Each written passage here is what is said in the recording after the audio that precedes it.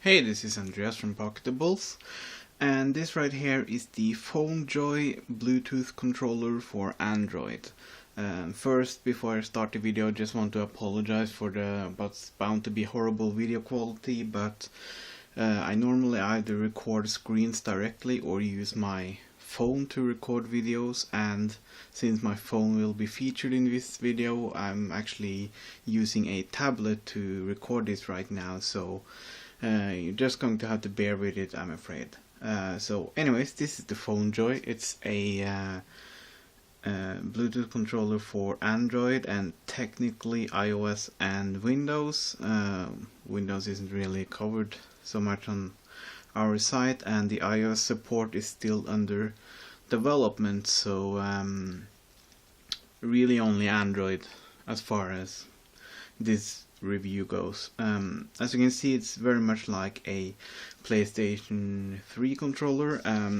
Some minor differences like this mini USB jack or port is upside down, and there are some extra LED indicators and switch on top of it. But it's the basic design of a PlayStation controller.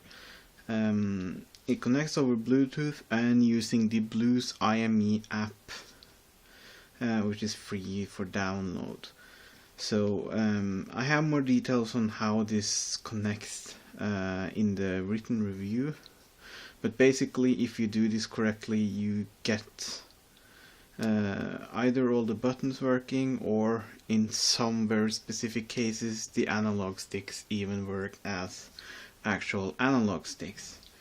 So just going to find my contraption that I built for the controller and attach my Galaxy S2, which is already paired, and turn on the analog functionality and have Mario wake up. He's been dozing off. Guess the video is just that boring. But let me just see if I can find some place that, well, I guess I can just test it right here.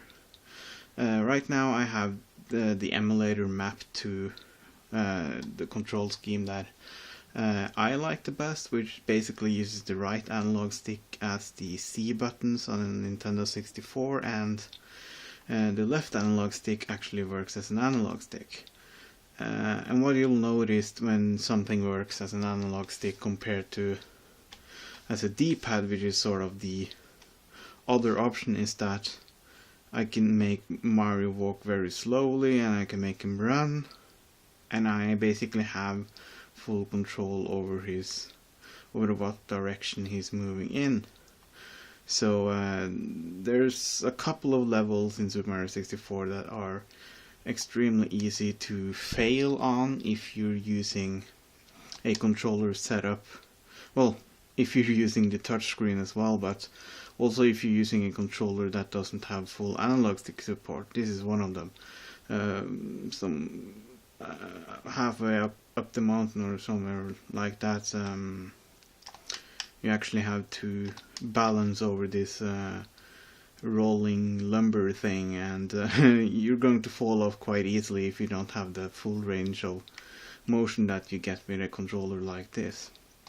So as you can see, it works quite well, and as for game support, and this is almost so that it could be sold as a N64 which is this app. Oh, I managed to fall down anyways. But it's almost so that they can sell it as an N64 accessory, because that's really the app that really takes full advantage of this controller. There are other emulators as well. You can even make games like GTA 3 work with this, and also PlayStation 1 emulator and stuff like that. You can also use this as a media remote and some other things. But basically, N64 is really where this controller shines, just because you actually have a game or a console that has analog sticks to sort of show off what it can do. And normally it's in order to get analog stick support on emulators like this, you would have to be rooted and use a system where you emulate touch input and sort of overlay a virtual analog stick on top of the screen and then map the analog stick to that. But because this is made for Android devices, and it actually has full access to the hardware, so to speak, it's able to get the analog stick support without going that route. So pretty nice accessory for $35. I'm just going to detach this. The quality is nice. The buttons are a bit more, shall I say, cheap than an official PlayStation controller, but this controller is also almost half the price, or actually a third of the price if you go by Norwegian pricing. So not a bad deal at all, if you ask me. And the nice thing about the controller and N64OID is that you can actually use up to 4 of these connected to a screen over HDMI. So you basically get your own game console in your pocket. So that's just a brief look at the controller, and make sure to check out Pocketables.net for the full review.